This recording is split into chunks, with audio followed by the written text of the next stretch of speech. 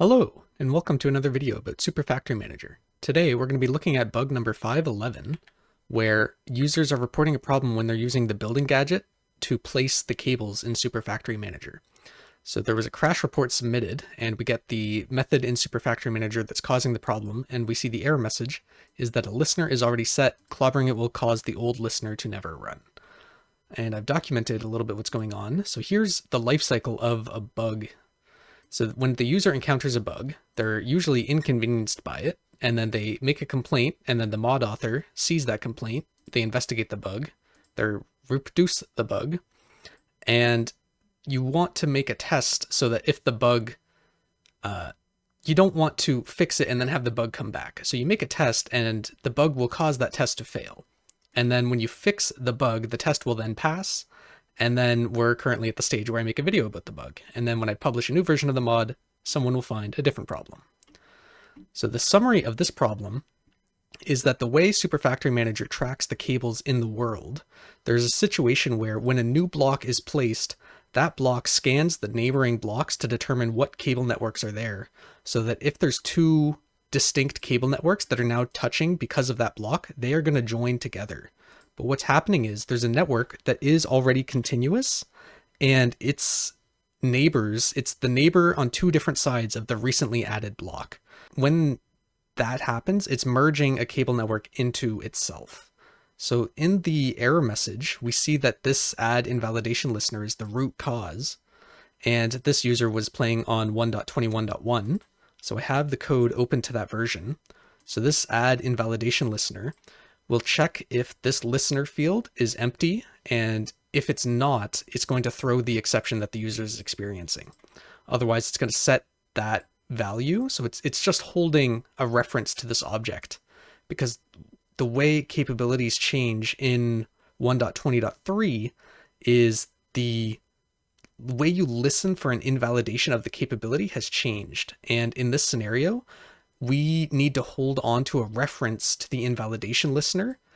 So we notice that we're not actually doing anything about the invalidation here. It's when we call add invalidation listener, immediately afterwards, we're calling a method on the server level that takes a reference to that listener and will call it when the invalidation happens. But this stores a weak reference to it. So if we don't hold a strong reference to this listener object, then the listener will never be called, which is why in our invalidation thing, we assert that there is not already a listener present, because if we were to update the value, the old value would be lost. And that was its own set of bugs that Super Factory Manager encountered, where the listeners were not running for some reason. And it was this reason because it was the reference stuff. So what the user has encountered is that when Super Factory Manager is merging a cable network into itself, it is calling the add invalidation listener method when it already has a listener set. So the fix for this was multi-part. So in 1.19.2, the add invalidation listener method using Minecraft Forge instead of NeoForge stuff, it has the capability type is different. So in 1.19.2, it's a lazy optional for the capability type, whereas in 1.20.3, it is an actual reference to the capability object. It's not wrapped in a lazy optional. And this is 1.21.1, but it's the same thing as 1.20.3. So I have fixed the bug in 1.19.2 and 1.23, and then 1.21.1 still has the bug so that we can demonstrate it. So I've created a game test. So for each of the versions that I have open here, it's these. We will observe that in 1.19.2 it will pass, and in 1.23 the test will pass. There we go. And in 1.21.1 it will fail, because I have yet to push the change to this version of the game.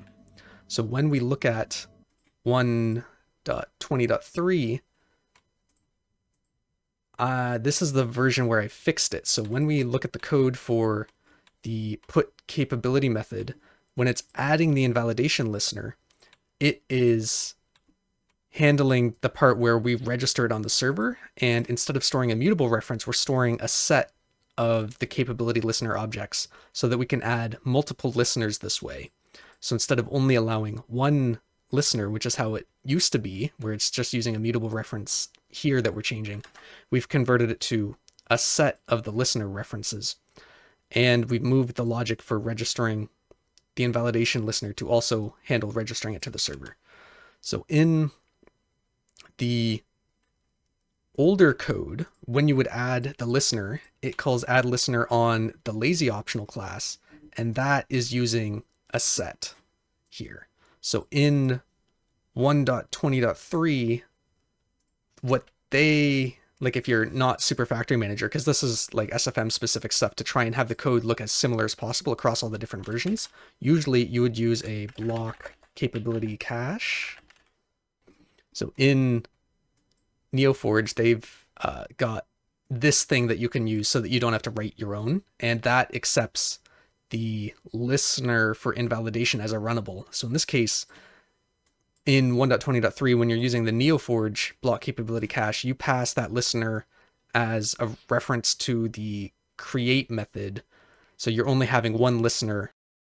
So now for this next part, I'll kind of demonstrate some of the tooling I have for Super Factory Manager. So what we can do is run git status, and we see that for each of the branches, there's some unpushed commits, but otherwise all the working trees are clean. So now we can run git merge, and that will take the code from the older versions and push it to the newer versions. And in this case, 1.20.2 has a incompatibility. So I like the IntelliJ git merge stuff a bit better than the VS Code one. So what we can do is open that in IntelliJ, and we see that this class has been changed.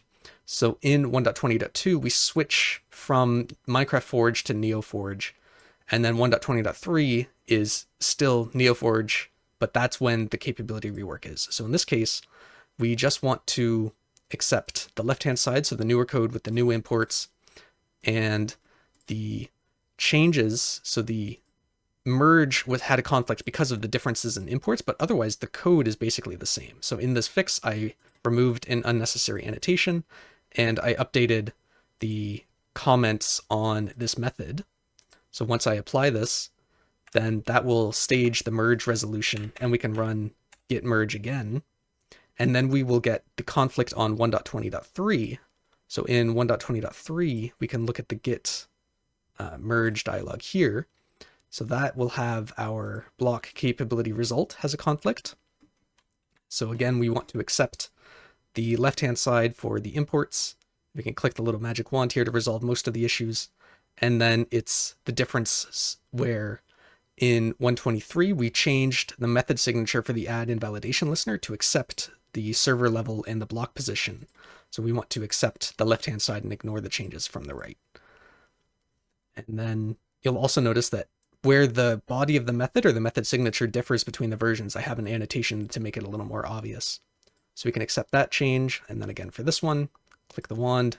Usually you want to accept the, reject some of the incoming changes in favor of the local ones. So the Neoforge import instead of the Minecraft Forge one.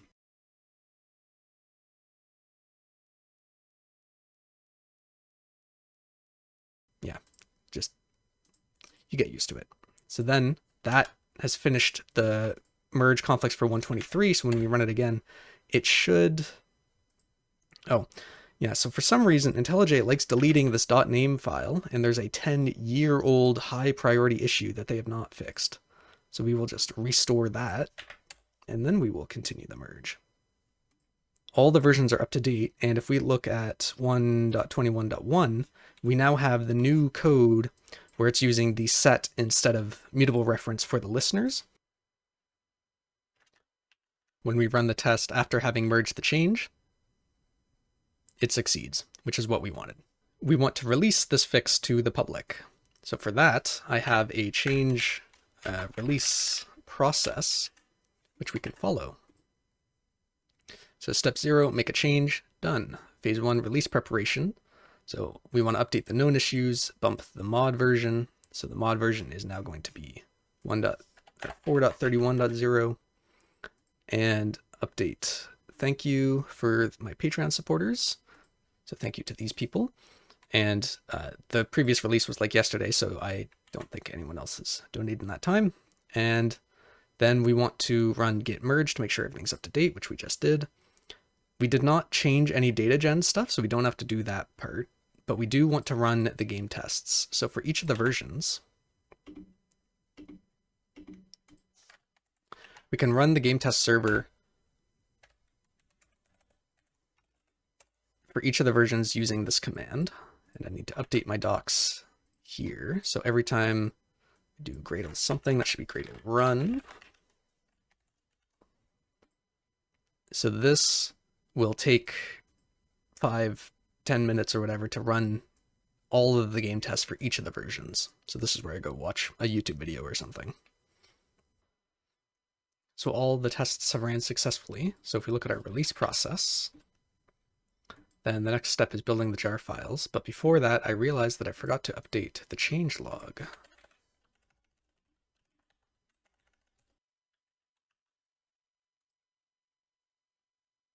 So we've updated the changelog, we ran the tests, and now we need to build the jar file. So this will run the unit tests and build the jar that is the mod.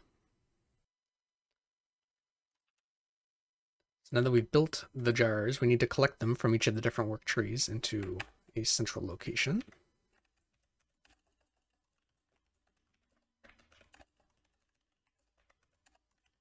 Files. Then the next step is we need to update the clients and the server.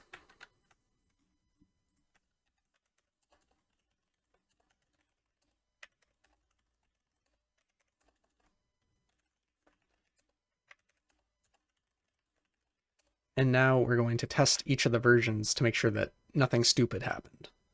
Because I've been burned in the past where the jar file built successfully, but textures were missing or localization was missing. So to avoid that, we can spin up a local dedicated server for each of the versions, join it, and do a very minimum setup just to make sure things are okay.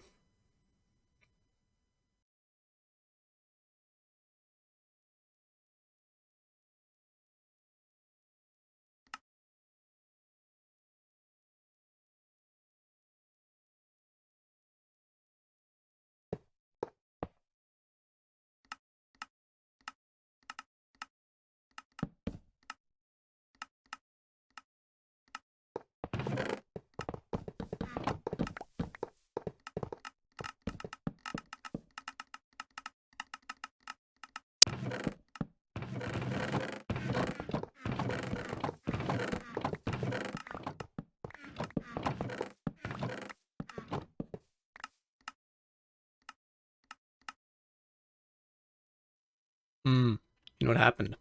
I made the change to the changelog, but I didn't commit and propagate it.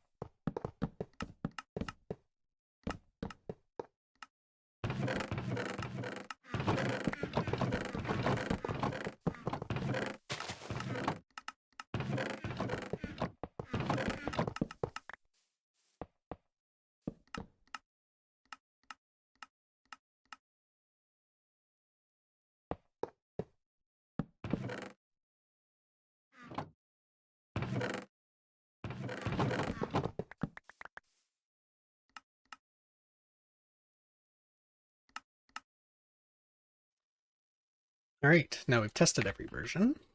Every branch has committed all their changes, except for 1.21.1, where IntelliJ has deleted the name of the project again.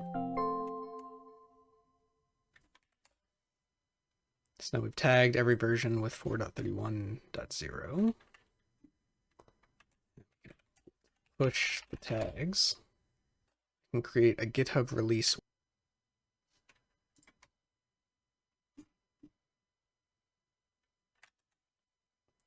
And we can publish to CurseForge.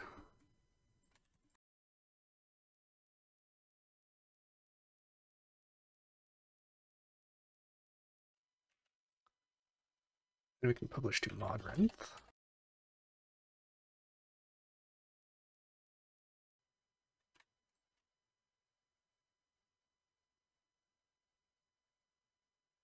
Then we can create a GitHub milestone.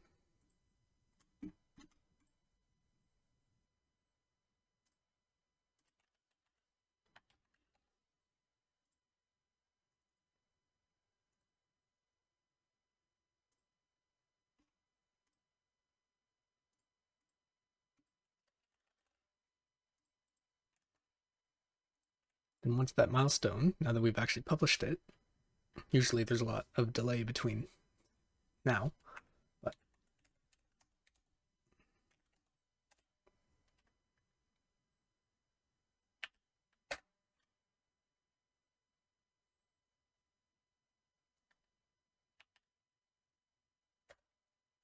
so we've published it to CurseForge, to modRenth, we've uploaded a GitHub release, and we've closed all the issues where they had the implemented awaiting release label. So now that version is available for download. Have a good one.